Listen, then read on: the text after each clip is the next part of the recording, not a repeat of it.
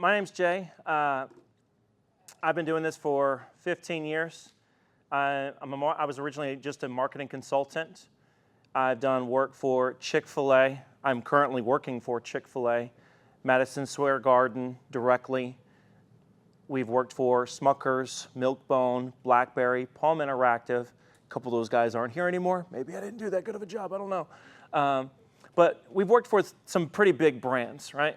And I don't say that because I want you to be like, oh man, guys dropping names right off the bat. No, I'm saying that because I want you to understand that the concepts ultimately that the big guys are doing are the same things that y'all can be doing. It's just the problem is that nobody has actually just told you what those differences are, right? What is the difference between looking at the shop down the street that's selling burritos and the branding level of Taco Bell, right? Everybody knows that the street tacos on the corner are way better than Taco Bell. Why is Taco Bell a multi-billion-dollar restaurant then, right? What's the difference between those two?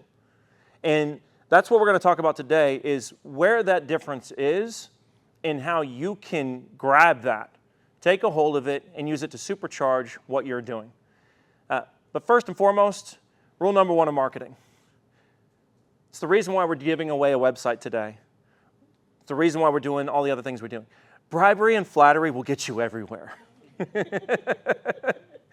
Sincerely, right? When you're looking at partners, when you're looking at people that you want to work with, when you're looking at referral partners and you say, hey, I want you to send me business. Well, yeah, being nice to them and saying, hey, yeah, I would really like you to send me business. Yeah, that's cool.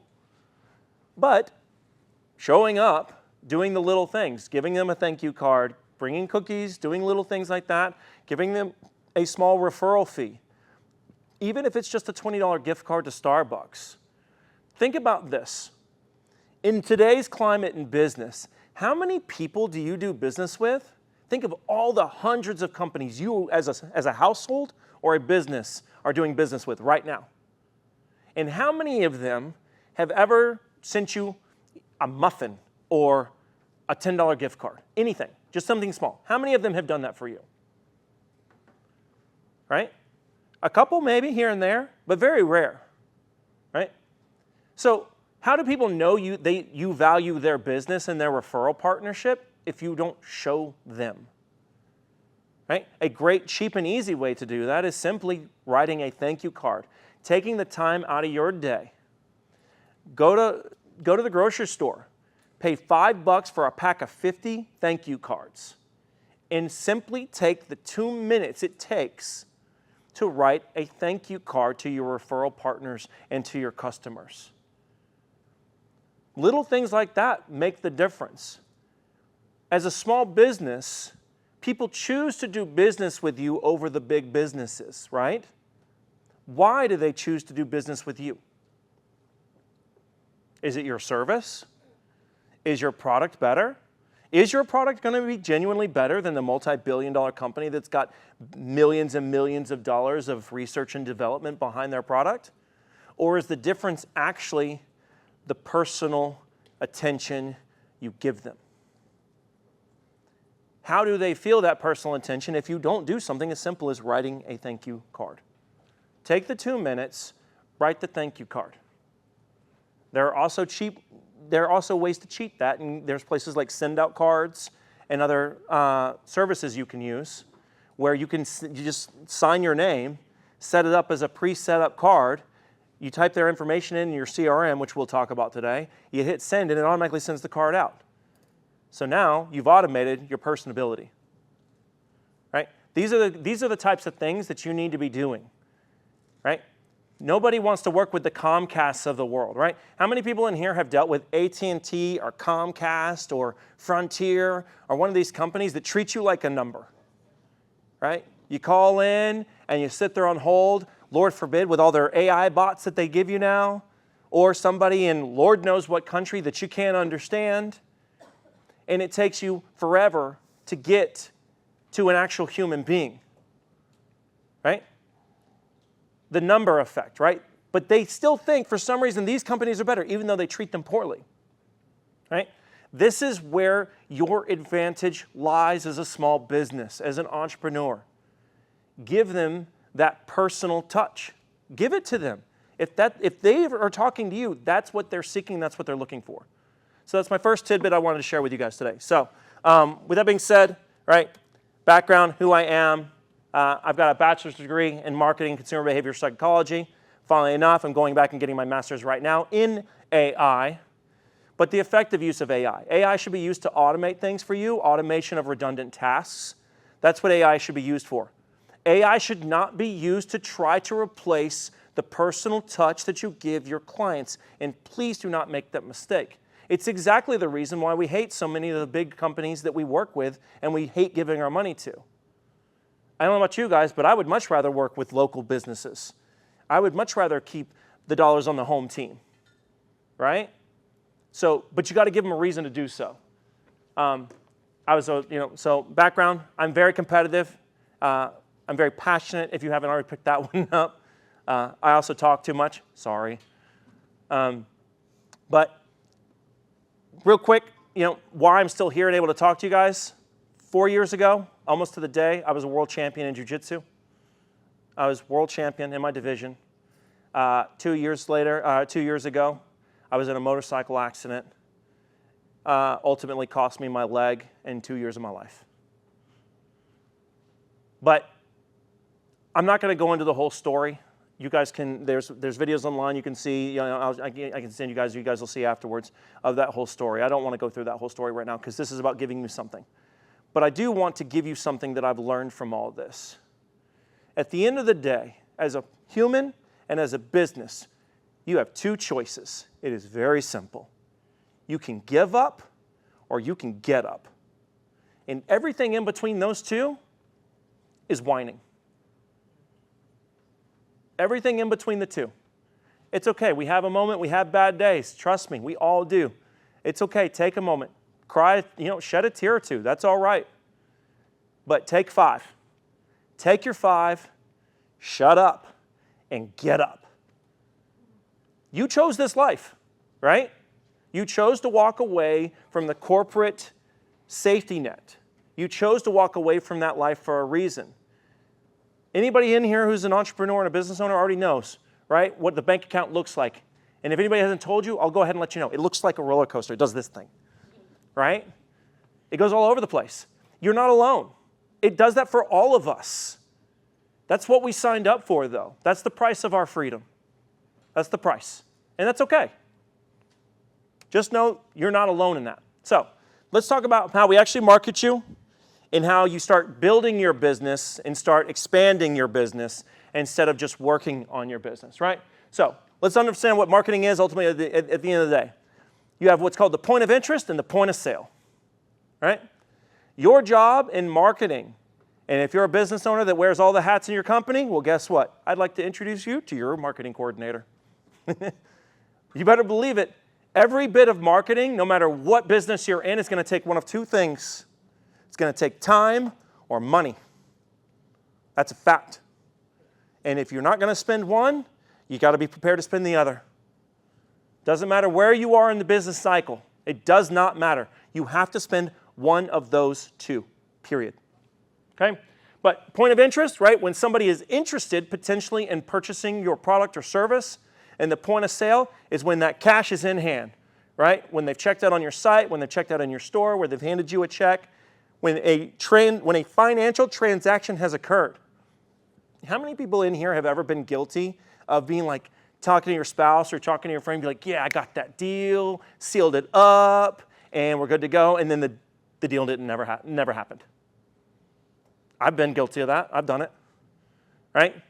The point of sale didn't actually happen. You got pumped about it. You thought you were going to have it, but it didn't happen.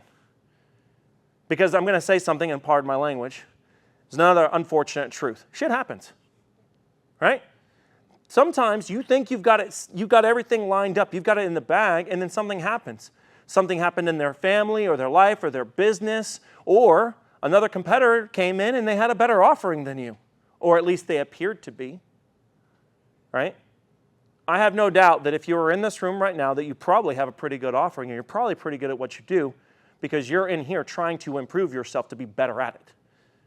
That tells me right off the bat that you're probably pretty good at what you do, right? So You've got the point of interest when they're interested and the point of sale. Right? Your job in marketing is to create a straight line between the two. Awesome example. I love this. It's very simple. The ice cream trucks. Who knows what the sound of an ice cream truck coming down the road is? Right? She's been watching that new It series. Y'all, I'm serious. It's like truly terrifying. Please help me. But it's true, right? You got a point of interest. You go into a neighborhood full of what? Full of kids. You don't see them going down through the industrial park like where we're at right now, do you? No. They're going through neighborhoods full of kids. Who are their customers? Kids. Who's interested in ice cream? You're bringing the point of interest and you're taking the point of sale and literally driving it right through the thing. Right? It's a very simple example, but it's the truth. Ice cream trucks are really good at doing that. Your job is to bring their point of interest to your point of sale. Okay?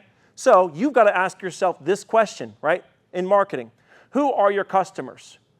Right? Instead of just going out there and trying to talk to anybody and everybody you can, I need you to sit down in the next couple of days and I want you to identify who your customers are. And I want you to get very specific. Right? I want to know, are your customers, how old are they? Are they under 18? Are they 18 to 30? Are they 31 to 45? Are they 45 to 55? Are they 60 plus? Are they on Medicaid? Are they not on Medicaid? Right? Are they male? Are they female? Are they black, white, Latino? Right? And this isn't a race thing. This is the truth. Right? It is up to you to break through all those barriers and be an intelligent business owner. You need to know and identify who your customers are.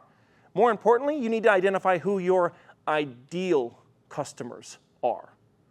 Because who your customers are right now and who your ideal customers are may not be the same thing. And that could be part of your problem you're already having. Right? Identify who those ideal customers are. I used to do work for Cadillac. Cadillac had a problem. And let's be honest. How many people know somebody that drives a Cadillac? A few people. What is the demographic of that individual you know that drives a Cadillac? Age, race.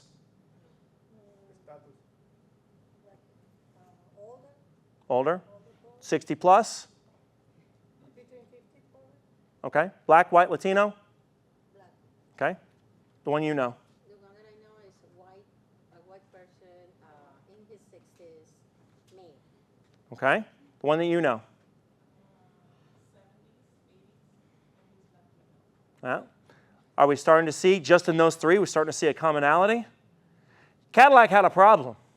Their customers were dying. Literally. Right? Their number one target market was people over the age of 60. Specifically 65 plus. You know what the average, you know what the average age of mortality in the U.S. is? Between 81 and 86, actually.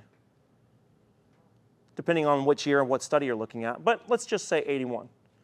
Right? But now you've got people that are 65 plus that are buying it, so you only have a very small window of people's life cycle that you're advertising to. So they had their customers. Were those their ideal customers? They needed to change it up. If you look at the offerings of Cadillac in the last 10 years, you've noticed that they stopped building boats and started building sports cars, SUVs, crossovers, family vehicles. Right?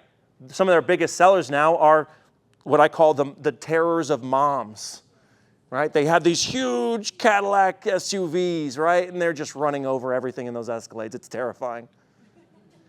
But that's the new young generation. And now you're going to build another young generation of kids that grew up in those Escalades that are going to look at that as a mark of luxury for their own purchase patterns. Identify your ideal customers, okay? Best customers, obviously. Right? Learning what their common qualities and interests are, right? Now keep in mind, right, their common qualities and interests, that can be psychographic. That doesn't have to be a demographic, right? It can be the way they think. It doesn't necessarily have to be their race, right? Like it could be, I don't know. Any number of things. People that like extreme sports. Do you think that there's a specific demographic for people that like extreme sports? Do you think that Red Bull only promotes to young white males? No, right? But funnily enough, Red Bull is an energy drink that identified that the psychographics of their users were people that made riskier decisions.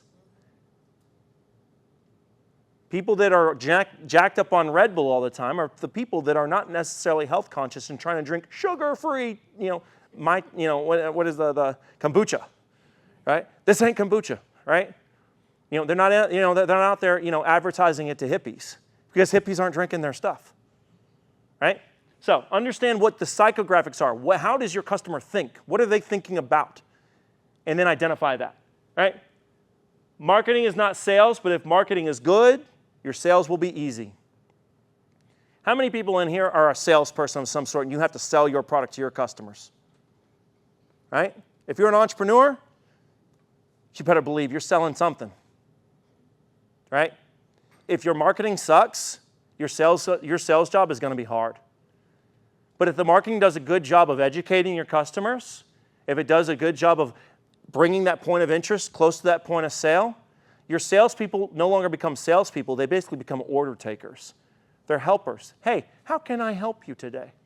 What can I do for you? Oh, you are clearly very interested in what I have already. Let me show you what I've got. Instead of, do you want something, it's, which one do you want? And there's a big difference between the two, right?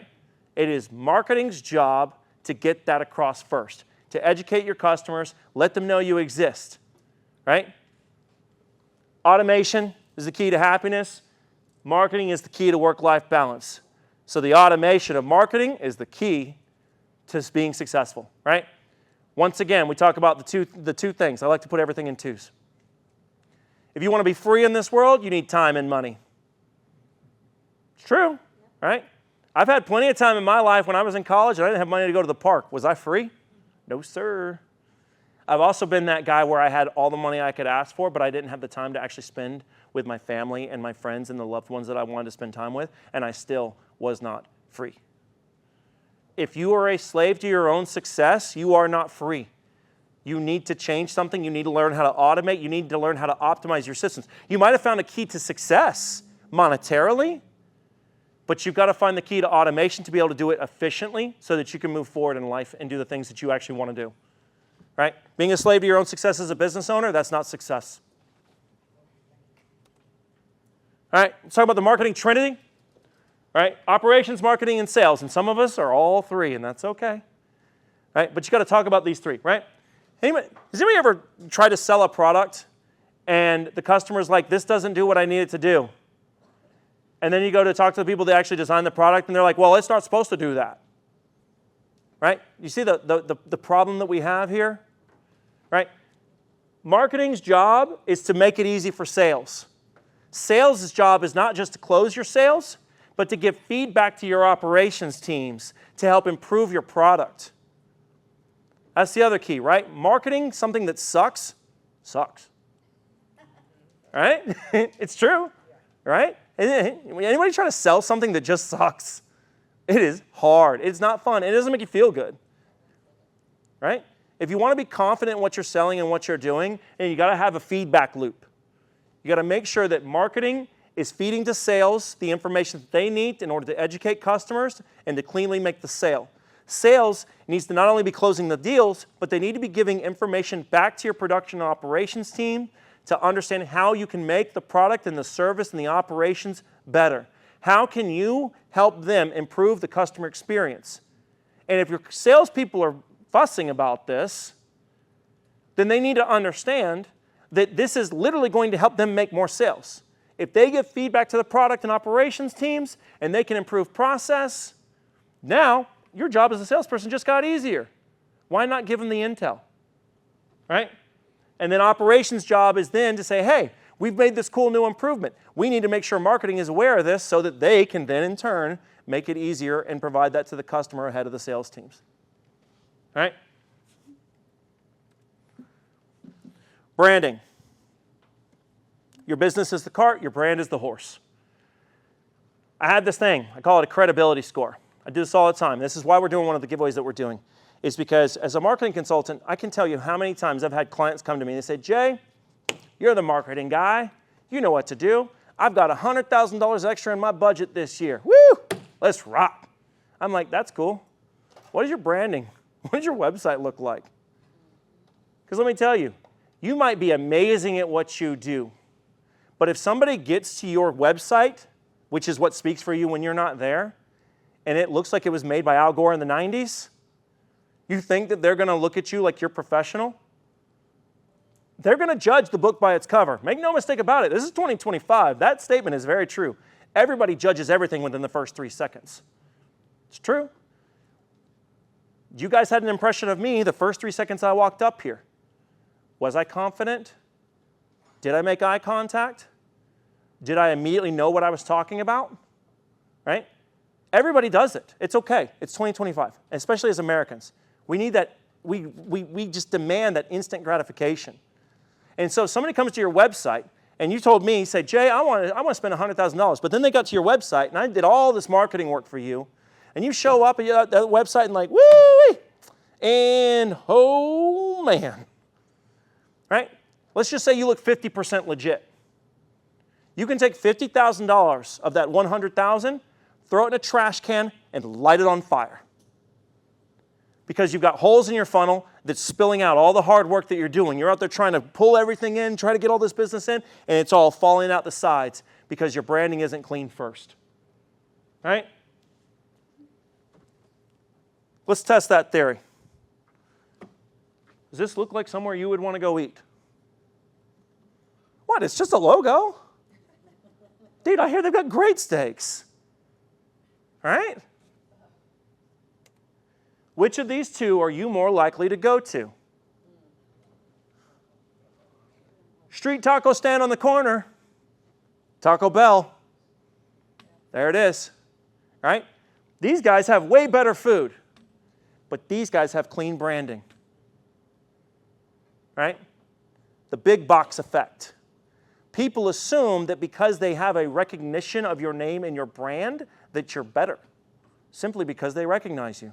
It's actually one of the number one reasons why we have such a problem in current modern politics, but we will not touch that subject today. But it is. It's brand recognition, right? Politicians aren't selected based on what they're good at. They're selected based on their recognition. Have you heard their name enough? Have they been branded to you well enough?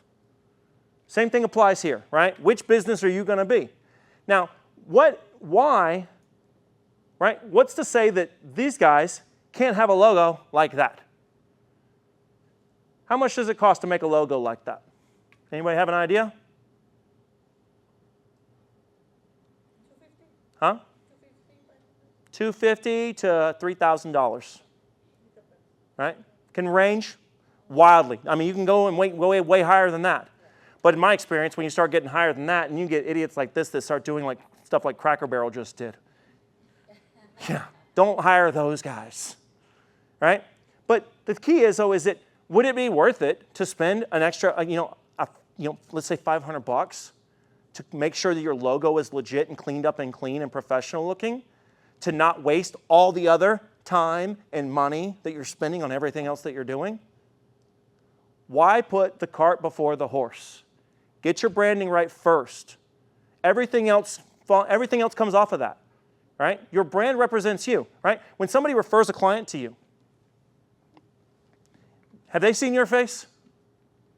They've probably heard what? Maybe a name, number, maybe an email, right? If they go to your website, what are they going to see? Right? This is your face. If your logo looks something like that, that's what your face looks like. Sorry, hate to tell you. I'm sure you've got a great personality. Right? So, what's the difference between those two things? Professionally drawn and vectorized. Who knows what a vectorized file is? Anybody? Looks like we got some learning to do today, y'all. All right, so anybody ever taken a picture from Facebook or something like that and then printed it out and blown it up? What happens to the picture? What does it do? Starts getting pixelated and blurry and weird looking, right? It's because it's done as an image, not as a vector. So what happens is when you take a logo and you build it in a vector, it's built mathematically with shapes. And what it does is it allows it to scale up or down however you need it to and still stay sharp and clean. It might seem like, but if that logo looks blurry on your marketing materials when you hand it out, what are people going to think of you? Right? If our logo looked blurry on that screen when you were looking at it, it would take away from my credibility, would it not? Right? So when you get your logos done, make sure that it is vectorized properly. It's going to look like a .eps, a .ai, or a .svg. A scalable vector graphic, an Adobe Illustrator graphic, or what's called an encapsulated postscript. When you have a vector graphic from whoever does your logo for you, or if you do it yourself, you can take that and hand it to any vendor. They can put it on a pen, they can put it on a coffee mug, they can put it on a shirt, they can put it on a billboard. It's going to still look just as sharp and clean. And also, ask for the native file if you buy it, because that's your property. Sometimes they'll keep them for small businesses, try to charge you more, so ask for that immediately, right? That's 100% true. Yes, make sure that they provide you the rights to your logo. I have absolutely seen that where some of these sketchy individuals at times, right, will hold the rights to your logo, and then suddenly you get big, and then later on they try to hold you hostage for the rights to your own branding, which is crazy. Make sure that you receive the rights to your own logo, right? Does your logo say who you are and what you do? You guys saw our logo. What does our logo say? X8 what? Marketing. I'll give you 3 guesses what we do, right? Does your logo say who you are and what you do in under 3 seconds? If it does not, you need to make some adjustments to it. Instant gratification, people, right? You got to, hey, if I'm looking at you, I need to know what you are, what you do. I need to have an understanding of that. If they have to figure it out, you know people, they're lazy. They're not going to figure it out. They're just going to keep on trucking to the next one. The average individual in America gets hit with between 4,000 and 10,000 advertisements a day across the course of your day. Think about all the things you see in your email, on your phone, in your headlines, in your drive, in the billboards, in the coffee shops, and the signs. I mean, it's a lot. How are you going to stand out in 10,000 advertisements in a day? Well, I'll tell you, you got to get the point across real quick, right? Make sure it's distinct and memorable in some way. Use unique colors. Use unique combinations. Our example, right, our own, X8. X is one of the least used numbers in the English language. 8 is one of the least used numbers, right? Combined together, it's much more memorable. Who in here knows what 3M is, right? Combinations of letters and numbers, using different colors, right? Do things to make yourself stand out. On your business card, do not hand somebody, look, I'm not hating on Vistaprint because they make some nice stuff, but don't buy the $5 for 1,000 set of cards. If your business card feels like a piece of paper, guess what they're going to think of your credibility? Guess what they're going to think about how professional you are? Make sure it's at least 16 points thick. Make sure it's also professionally designed and printed properly. If you don't have the money for a designer, that's okay. Canva is a great resource and it's super cheap. You can get some nice professional stuff done on there. They've got some great templates, very easy to make yourself look nice and sharp and clean without having to spend a bunch of money. Canva.com. Okay? Make sure, once again, it clearly shows who you are and what you do. Clear logo, and make sure it has your contact information, your current contact information. And please, please, please, please do not be that person. I've seen y'all do it. I bet you one person in here has been guilty of it, where you like whited out the number and then you wrote the new one. Don't be that person, please. Spend $25. Go get your cards done properly. Okay? Website. Email address attached to the domain. How many people here get spam emails every day? Right? Where do those emails usually come from? What kind of domains do they usually come from? For my business. Yeah. They come from what? Gmail? Hotmail? Yahoo? For some of y'all weirdos with AOL, I heard it back there. I heard it coming. Right? AOL? Right? So if you see an email comes from one of these sources, what are you likely to think it is? You're liable to think it's spam. Make sure your email address is attached to your domain. Right? If it's marksmuffins.com, make sure you have an email address that is info@marksmuffins.com. Okay? It should not be marksmuffins@gmail.com. All right? Clearly branded with a clickable phone number. If your website, if people cannot click on your number on your website from their mobile device and call you directly, you are messing up. 80% of users on the internet now are on mobile devices. How do I buy a domain name? Mark@marksmuffins.com. What's the best platform to secure? So you can, there's any number of them. The one that we use the most for site domains and hosting of the website itself, we use a company called SiteGround. We love them. GoDaddy is one of the most well-known, but then we talk about, right, the branding big box effect, right? GoDaddy for hosting sucks. I know this. I'm a GoDaddy Pro Plus Platinum partner. Wow, say that 5 times fast. All right? We get paid to use them, and we still don't use them. They suck. So which one is the one? It's called SiteGround, S-I-T-E ground.com. So they buy the domain and then it'll give them the option to buy an email there. Yep, And then they buy the email. exactly. Yep, you get your domain, you get your hosting with that, and then you can either get emails separate or along with your hosting. SiteGround we really like because when you get the hosting for your website itself, your emails are included in that hosting, and it's only like $4 a month for the first year. And it has your security certificates and all that, which we can get into the nuts and bolts of all that, but you ever go to a website and it says not secure up at the top? That's because you don't have an SSL certificate. Please fix that. People don't trust it. It literally says not trusted on the top of your browser, right? A lot of the browsers won't even let you to them now. What do you know about DreamHost? DreamHost is fine. Yeah, there's no issues with DreamHost. Yeah, we've used them before. All right, clickable phone number. Immediately, right? If your website, when you get to it, if it does not immediately cover your most popular and most profitable products and services, right? It needs to show immediately what is your most popular item, right? Is it Mark's banana nut bread, right? And what is your most profitable, right? You want to put what is most popular that everybody's wanting, but you also want to present, right? Now we're talking about your existing customers versus your ideal customers, right? If you're making only 30 cents off of banana nut bread muffins, but your strawberry shortcake is making you $2, which one do you need to be promoting? Strawberry shortcake. And the best way to promote it is you take your popular item and you put it right slap next to your most profitable one. Ta-da! Free money. Okay? And then understand what above the fold means, right? So whenever you go to a website, when you first land on it, that first initial landing area that you land on, it's what we call above the fold. Think about it if you folded a piece of paper, right? You folded it over. That part that's above the fold, this initial section before you slide or scroll or move anywhere, that's above the fold on your landing page. It's the most valuable real estate in your business. Right? We talk about, when you guys have heard in business, location, location, location. All right? Same thing is true for your website. Right?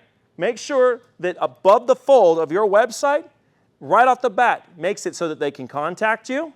If they came to your website, they're trying to do a couple things, right?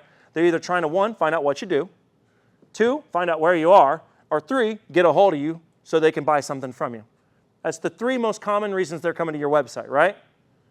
So what do you think you should make it easy for them to get to when they land on that little above the fold area? I'm just saying, right? All right. Credibility equals conversion, right? We kind of already touched on this, right? Once again, which of these 2 landscaping companies are you more likely to work with? Why? Tell me, talk to me, why? Because it shows what they do. Shows what they do, right? Which one of those shows their logo clearly branded? Which one says what they do in their logo? Bellamy Design, what is that, a graphic designer? What is that? I don't know. What do you, like, do you design birdhouses or like bird fountains? I don't know what you do. Well, there's no logo out. Right? Which one of these 2 could command a higher price? No, now we're talking, right? Better credibility can help you convert bigger dollars. Just because you look better, you can command a higher price, right? Every woman in the world knows this one. I'm just saying. Right? But once again, too, you can click their phone number and their email up there on the top. It's easy to get to them right there on the top. And you can see very clearly. But even little other things, too, right? Like a proper use of your landing area, fulfilling that whole area, using it properly. Which one of these gives you a nice, warm, inviting vibe? Right? The fireplace, it uses the whole screen. It invokes an emotion. Right? So when somebody gets to your website, right? Say I'm a plumbing guy or an HVAC guy. Somebody comes to my website and it looks like the Sahara Desert. Do you think that they're likely to call me? If somebody's calling an HVAC guy, it's because their HVAC probably went out, right? And they're probably hot. Shouldn't you probably have something like, I don't know, like a kid reading a book with a fan, like, oh man, it's so comfortable in here. Isn't that the emotion you want to invoke for your customer? That's what you need to understand, right? Start thinking as a marketer. Your job is not to be a marketer. Your job really is to think like your customer. Stop thinking like you. You know the nuts and bolts and the ins and outs of your business, right? I know what an SSL certificate is and exactly what it does and how you install it. Do you care? No. Right? It's my job to make sure that those things are handled for you. It's your job to make sure that those things like that are handled for your customer. They want to feel a certain way. It's up to you to show that to them. Right? Professionalism is in the details. Spelling and grammar, check. Ooh, this is a big one that everybody seems to forget. I don't know why. If there's a bunch of punctuation and grammatical errors in this, like guys, I love y'all, but I see this a lot on Latin websites. I understand, right? Sometimes that English isn't, first language, and that's okay. You need to have somebody professionally look over this and make sure that the grammar is correct. If you have grammar and spelling mistakes on your website, it shows a lack of attention to detail. Do you want the guy that's going to come in and remodel your bathroom to have a lack of attention to detail? You're going to assume that that's how he does business. You have to make sure that these little things are taken care of. It's what we call a subconscious negative association. Right? Anybody ever had a bad night drinking too much of a particular drink? Right? For me, it was screwdrivers. Vodka and orange juice got me. Oof. It got me. Right? What was it?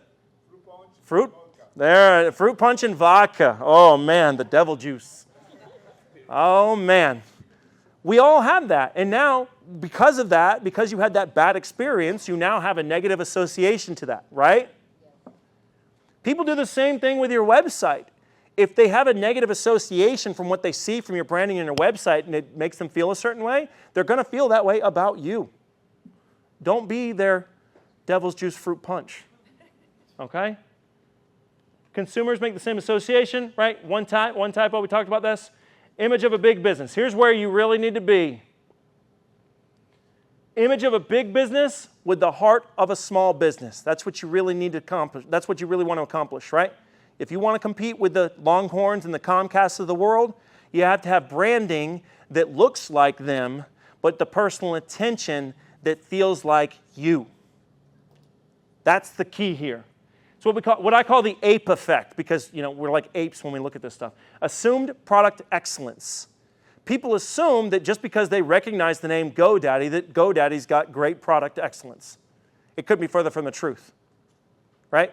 Same thing with Comcast and these other guys that we deal with, right? And then you have on the other side of the fence is what I talked to you guys about getting treated like a number. I call it the Jan syndrome, just a number. I don't want to be just a number. I don't want to be treated like just a number.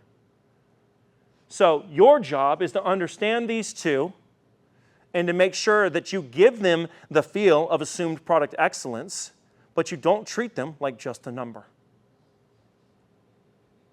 And ultimately, too, every girl that ever left home, their mama I guarantee you, my mom said this exact phrase to my sister, and to me too. If you look cheap, people will assume you're cheap. If you want to command a higher price for the exact same thing you're doing this very day and make more money today and tomorrow, stop making yourself look cheap and stop discounting all your stuff. If you're good at what you do, charge a fair price for it. Help people when you want to, help people when you need to, that's okay. But don't look cheap doing it. All right, tracking. All right, how many people in here know what a CRM is or are using a CRM right now? Got a few? Okay. You have to make sure that you're tracking where every single customer comes from. This, if I tell you anything today that you listen to, this is the one you have to listen to, please. From this point forward, after this sentence comes out of my mouth, track every single customer origination from this point forward. You should know where every single customer you have came from, period. Every one of them, no exceptions. Somebody calls you, oh, hey, somebody, I was looking at your stuff, and I was wanting to work with you. Okay, thanks. Oh, yeah, we're happy to help you. By the way, do you mind telling me, how you heard about us right quick? Find out. If it's not built already into your website or your systems to tell you, make sure it gets built. Right? How do you know, right? How can you know what marketing that you do? How can you know what works and what doesn't if you don't know what is working? If you're not tracking where your customers are coming from, you have no way to look at the data. You have no way to identify what actually is or what isn't working. Okay? Start using a CRM, customer relationship management software. There's plenty of cheap ones out there that you can use. You can go big with like the Salesforce and the big ones in the world, but there's lots of cheap ones. There's Zohome, there's HubSpot, there's a lot of other cheap ones out there. There's also some that mix project management with your CRM. We use one called Monday. It's called monday.com. It's great. It's really easy to modify, and so you can see, hey, oh, well, this customer got these materials. The crew showed up for this. We're waiting on this. We got that. Green light, yellow light, red light. What's going on? Bam, bam, bam, bam. Makes it really easy to track your customers where they are and what's going on. But it's also the same reason, right? If you call AT&T, they've got notes of the last time you talked to them, don't they? When you deal with hundreds of customers, how is it possible for you to actually remember every single part of every single project? It's not. And if you're just putting it in Excel spreadsheets and notepads and all these weird places, stop doing that. These are very affordable tools. Use a CRM. Okay? Zoho, HubSpot, Microsoft Dynamics, really cheap one. You can get that along if you guys are already using like Office 365 email products, things like that. Really, really cheap and easy one to use. Right? But this also helps you to do a big one right here. The most likely person to buy from you is somebody who has already bought from you. How many of you right now have email campaigns that go out to resell to your existing customers? I can tell you 2 people that are probably doing pretty well in their businesses right now. The most likely people to buy from you are ones that already have. And if you don't have your customers in a CRM and you can't pull those up and then send an email out to them, hey, by the way, I just launched this new muffin. It's awesome. Come check it out. Right? Those people already like you. They gave you their email address. They gave you their money. They trusted you enough to give you their money once. Give them something cool, and they'll probably do it again. That is the biggest key to marketing yourself as a business. Resell to your existing customers. Okay? Find out what... I used to be a manager of a store in Atlanta, Georgia, and my job, I was the manager, but I still had a sales school, and I worked heavily on the CRM. So a lot of my clients, I would track what sizes they wore, what their favorite colors were, they were dresses, they were pants, whatever. And I was the number one in my sales district who would go down the list and be like, oh, she liked this particular dress. Let me send out a package with all her sizes in it. I would send out a package of like 20,000. That client would usually keep almost $20,000 worth. So it worked really, really well to be able to track all of that. Sizes, shapes, colors, like all of it. So what he's saying is definitely beneficial to your business. 100%. I track every single customer and what they buy from us. Did they do a website? Did they do a website update or upgrade? Did they do logo design? Did they do graphics? Did they do ongoing management? Did they do SEO? And we track them and sort them. And so when we launch something new, or here's the thought, every few years, time to update the websites. So when somebody's website, we built it and it comes up 3 years ago, guess who's getting an email? Hey, what's going on? Just want to check in, see how things are going. You know, your website, how's it feeling? Ready for an update? Right? Your HVAC guy's going to do the same thing to you, or he should be. Oh, hey, it's coming up for spring. You know, hey, time to clean out those filters and get ready for the summer. Right? Question? Comment, a shameless plug. You have a CRM integrated into your chamber membership automatically. What, really? Absolutely. An email marketing platform in addition to a CRM. So make sure you join the chamber orientations with Rob or Saturina or anything. You have the tools. There is a way, right? So, other thing too, right? Start tracking what works and what doesn't, right? If you're spending a bunch of money on stuff or you're buying leads, I know a lot of us have bought leads and stuff before, right? Track what's working and what's not. You can't see what is or what isn't. Or more importantly, you can't see which ones got the most dollars, right? You might have a particular type of marketing and leads that you're getting that you're getting customers, but are they actually making you any money? Are they good customers? I will make sure I turn left on Water Street Boulevard. But yeah, sincerely, right? Like, make sure you know what does not work. And you can identify that if you're not tracking with some sort of system to see what is and what isn't, okay? It's like, oh, well, Jay, you said to, look for my best customers. Well, now you know how to find your best customers. All right? Everybody tries to think, and this is true, right? I come up here and everybody's like, ooh, one-legged unicorn cowboy comes up here. Marketing genius is going to show us all the ways. Here's the truth. Marketing is not magical. It's not some crazy genie that pops out of a lamp. It's data. It's science. Right? People are like, oh, that cool Super Bowl ad. Most of those Super Bowl ads lose them more money than it makes them. Right? It's built on understanding what does and what doesn't work. Taking that, lining up the data, analyzing that data, and I don't know, here's a crazy thought. Don't spend more money on your marketing. Just take the money from the stuff that isn't working and move it over and put it in the stuff that is. Crazy concept, right? So my job as a consultant is actually to tell you a lot of things you actually already know in the back of your mind. You just didn't have anybody point it out to you. You're the smartest person in the room when it comes to your own business. Sometimes you just need somebody to point that out to you. Okay? Simplify your thought process. Start trying to think of all this ridiculous stuff. Well, what if we put this QR code on the side of the toilet? You think that'll help them call us when they have a leak? By the time they're looking at the side of the toilet, they've already called somebody. I mean, might think that's a good idea, right? Now, putting that QR code on the front of an HVAC unit when it's time, when your HVAC unit starts acting crazy, that might actually work, right? But you don't know unless you try, and you don't know if it worked or not unless you track. So that actual example, my unit is less than like 4 years old and went out compressor. So the original company installed it was so difficult, and they were like 3 weeks out, they couldn't check it out. So I contacted the referral one in my neighborhood. So I lost their info, and I went back out to my unit, and I realized he covered the old installer stuff and put his QR on there. Like, perfect. Now I know exactly who to contact. They look directly to the technician from the company, not just the company itself. Got them. What you just explained right there is a perfect example of point of interest and point of sale. Bam, right there. That's good marketing.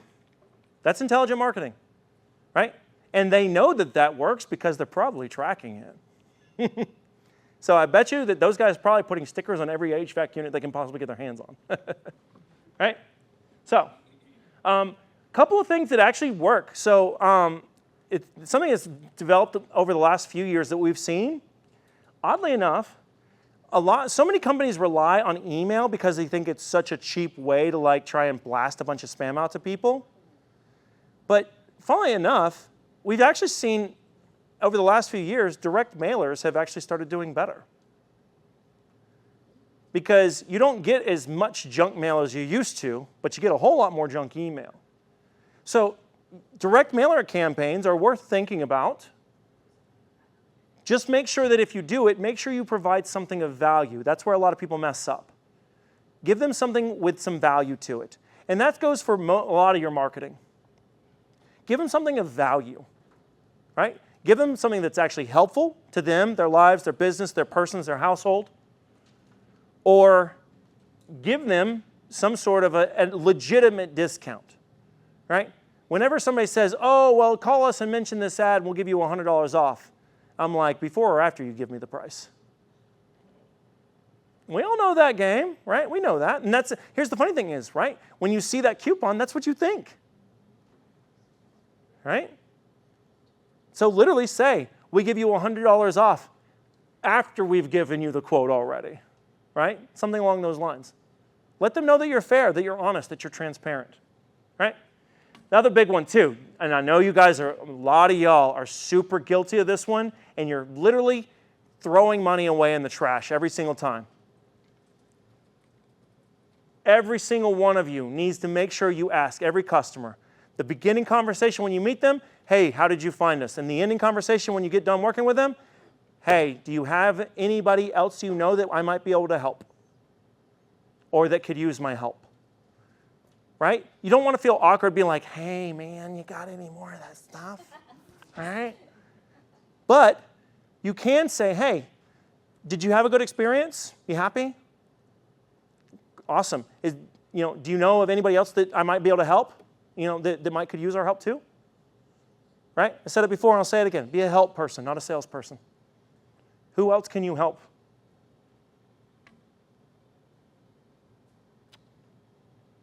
All right. Yep, we already talked about the time or money concept. We covered that one right off the bat. Outside of the box, right? Some common things that are available to y'all for cheap right now. If you are working in the consumer market, right? So if your product, service, or item goes to your average consumer, like retail product or service or something, household services, things like that, right? Have you tried Facebook Marketplace, Etsy, Craigslist? I actually built our company originally off of Craigslist and networking. Bless you.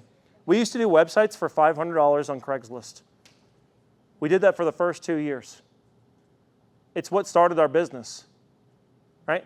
There are a lot of places out there, the chambers of commerce, that will allow you to put an offer up or allow you to put something up for free.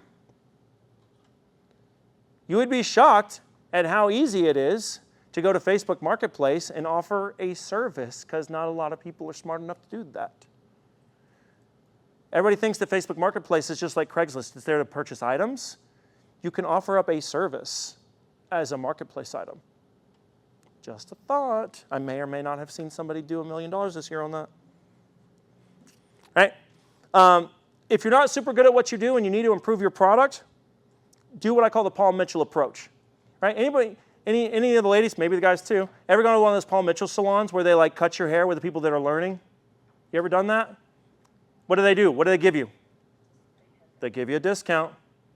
If you need to fix something or you need to improve something in your product and your product is struggling or you need to make it better than your competitor, do it for a discount with some customers, get some honest feedback, and let them show you how to make it better. This is what we call low-risk customers, right? Or you can go somewhere like Craigslist and do a few that you do for cheap and use that to where you know you're not losing $1 million contract. Use low-risk customers to help you test your products. Capital roller coaster, hunting versus farming. Okay, this is a big one too. Shepherd partners. What we call a shepherd partner is somebody who tends to the same flock. Right? As a marketing company, people like us, it's good people that work with a lot of small businesses, right? So credit card processors, guys that do printing, insurance people that handle insurance, business consultants. These are people that are working with the same customers that we work with, right? These are shepherds of the same flock. One of the things that I'd like you guys to walk away with today is I want y'all all to sit down today or tomorrow, and I want you to write down 5 partners, types, not specific partners, but 5 specific partner types. right? For example, Bride Style. My wife owns a company called Bride Style. She does styling for brides on the day of their weddings. So people that work with the people that she wants to work with, wedding planners, bridal gown stores, makeup artists, wedding venues, photographers, right? I want you guys to write down a plan of action. I want you to go to home. I want you to write down 5 of those. What are 5 shepherd partner types that work with your customers? And I want you to then take that further, and I want you to write down a list of 5 under each one of those. So you should have 25 businesses or contacts total, 5 in each one of those categories. And I want you to take that, and over the next week, I want you to just make 5 phone calls for 1 week, 1 work week. Watch. Try it. I promise you. I'm giving you free money right now. I will roll a wheelbarrow of money into your office and dump it right now. Okay? 5. Get a contact in each one of those types and call those 5 on Monday, call another 5 on Tuesday, Wednesday, Thursday, Friday. Do it just one time and watch what happens. Just go talk to them. Have coffee, have a conversation. Hey, I work with these same kind of partners. I would like to help your customers and make you look good, help you do your job easier. Here's how I can help you make more money, help you be a better resource for your clients. Right? Don't just show up and be like, hey, I'd really like you to send me some business. Right? Don't be that guy. Don't be that person. Bring them a value. What can you do to help them? Tell them, and then see if maybe they'll send you some people. If one of those 25 works, instead of hunting one sale, you might have somebody that now sends you 10, 15, 20 of them. That's farming. If you're out there hunting one-off deals, stop it. Stop hunting. Start farming. Find who your shepherd partners are. Find the other farmers and work with them. All right, so overall recap. Details make the difference, right? Don't look cheap. Look big, but act small. Proofread everything, and I mean everything. Track every customer. Ask every customer for another customer. Identify your shepherd partners, and lots of them. Remember, they don't have to necessarily be in your area. This could be across the country for a lot of these guys, for a lot of y'all, right? And depending on what business y'all work in, those don't have to be necessarily in your direct area. Do what works. Figure out what that is, and then do it some more. And now I'm going to pass y'all off to Roxana to show y'all some of the social media hacks and things that they do. Thank you, guys.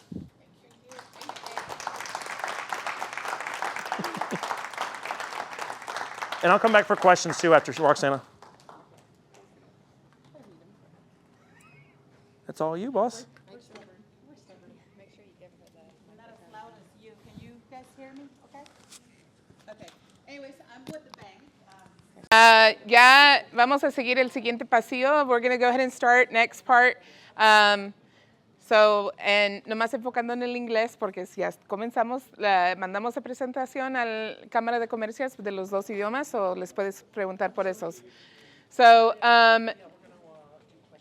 the next part, I'm Roxana Duran. I'm part of X8 Marketing. I don't know if you weren't here last time. So I help Jay and Stephanie run the DFW Metroplex area. I am willing to travel, as well as they know, anywhere from Princeton all the way down to Cleburne, Fort Worth, or South Dallas area. I'm originally from the Amarillo area, so driving for me is no problem. So if you want us to meet in person or if you want to do via Zoom, I am happy to do either way. As the lovely lady here, she drove all the way from Decatur, and I'm like, well, when I go home for the holidays, I'll stop by and say hello, and we can chat for your business. So other besides that, okay, a lot of you as many have said, and Jay had mentioned, you want to start somewhere, right, to be able to get your marketing out. And the easiest way is social media, correct? Everybody's on social media. You have grandma on social media, you have your youngest child on social media, which most of the time you try to not let them. But the easiest platform to start working off of is your Meta Business Suite, because it manages both your Facebook and your Instagram. Easy to just go in there to Meta Business Suite, tie the two connections, and be able to schedule out what time frames. And it does give you your algorithms of what time you have the best people showing. And that's why if you see the key difference of time frames, we had Monday the 1st, I scheduled at 1. Then Thursday the 4th was about 4. And then Friday was closer to 5, 6, because that's about the time frames that our people would start picking up in both platforms. So, and as I've mentioned before last week, or last time I was here, but you can always just take a time frame, designate one day. You can be recording throughout the week, just small, simple things. Just walking down the sidewalk, taking your walk for the week. Or you can go record if you're going to hike, just record 10 seconds worth, just to be able to get something out there to tie with your hook. And then designate one day of the week to just set up your schedule. Go ahead and put your schedule for every day of the week. Takes about an hour, 2 hours max, depending what you want to work and what platforms you want to use. Meta Business Suite, easiest, one setup, and you're good to go. Key differences in the two platforms between Instagram and Facebook. As they say, you want to keep it different. You don't want visitors to go on Instagram, see the same thing that they're seeing on Facebook. You want them to see, okay, as you'll see, Instagram is ages 18 to 34 years old. Facebook, you have your age range from 25 to 54 years old. The behavior for each one is also different. Instagram, as you probably notice, the best performances on Instagram are going to be Reels. Why? Because so many focus on what's out there. And Facebook, everybody wants to make sure you're a real person and you can actually connect with them at a different level versus, oh, as he mentioned, that you're just a number. So that's why a lot of people, when you go to Facebook, and if you notice why they switch to primarily groups, if someone recommends you and so many people land on to recommending you, that's why you're going to get the business. The engagement, you have to scroll, like, and have story interactions. That's why when you go there, you have I have one good friend that loves Instagram, has 50 stories a day. But and Facebook, again, as I mentioned, comments, people just loading your comments, and that's where you get the business from. So your different types of businesses, depending on what you have. You have lifestyle, fashion, beauty, food, and visual appealing products. How many of you find your best restaurant recommendations through Instagram? Right? Versus when you're on Facebook, you have your services, events, and community groups. Juan, before I met you, that's where I found one of my good photographers prior to Juan, but now, now we have Juan as our photographer for our business. So, but that's where you tend to find a lot of your service products. Then you also have the main formats, as mentioned here. They're both slowly starting to switch to what TikTok is like. That's why a lot of them you're starting to see more reels.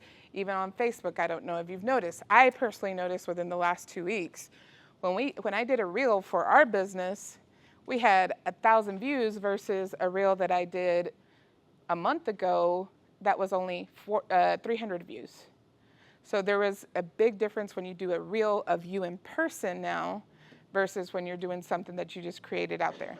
But we all start somewhere. It's good to start somewhere, and then once you build that confidence, hopefully sooner than later, to start either recording yourself or having your voice on the recording. That's where the performances do better. Your tone, of course, you always want to be storytelling, conversational. Algorithms, it's depending engagement rate is when it starts coming up more. And then comment, shares, watch time. So the more people that share it, the more it's going to come up there.